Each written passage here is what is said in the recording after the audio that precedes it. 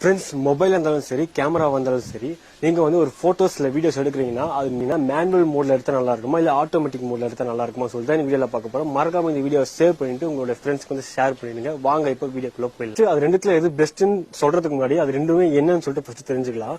Automatic மோட்னா நீங்க வந்து இப்போ கேமரா போன்ல நீங்க வந்து கேமரா உள்ள போனீங்கன்னா போட்டோன்னு சொல்லிட்டு ஒரு ஆப்ஷன் இருக்கும். அதை கிளிக் பண்ணி டேரக்டா நீங்க வந்து சரௌண்டிங் ஏதாவது செட்டிங் அதுலயே இருக்கும். நீங்க அதை கிளிக் பண்ணாலும் உங்களுக்கு போட்டோ வந்து ஈஸியா கிடைச்சிடும். அதே மாதிரி கேமரால வந்து அதே மாதிரி இருக்காது. பட் ஆட்டோமேட்டிக் மோடுன்னு சொல்லிட்டு ஒரு ஆப்ஷன் இருக்கும். அது நீங்க கிளிக் பண்ணிட்டீங்கன்னா சரௌண்டிங் ஏற்ற மாதிரி செட்டிங் மாறி நீங்க கிளிக் பண்றப்போ இமேஜ் வந்து சூப்பரா உங்களுக்கு தெரியும்.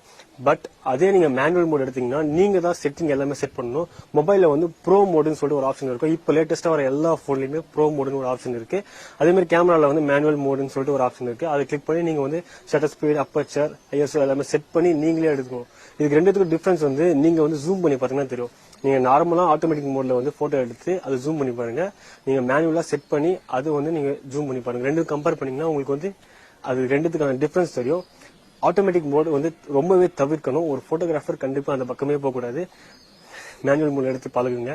அப்பதான் நீங்க வந்து ஒரு போட்டோகிராஃபர் இல்லைன்னா நீங்களும் ஒரு நார்மல் பர்சன் தான். இந்த வீடியோல உங்களுக்கு தெளிவா புரிஞ்சிருக்கும். உங்களுக்கு இந்த வீடியோ யூஸ்ஃபுல்லா இருந்துச்சுன்னா மட்டும் என்ன ஃபாலோ பண்ணிக்கோங்க. உங்களுக்கு எதனா டவுட்ஸ் இருந்துச்சுன்னா மறக்காம கமெண்ட் செக்ஷன்ல கமெண்ட் பண்ணுங்க. அதை பத்தி நம்ம நாளைக்கு வீடியோல பேசலாம். பாய்.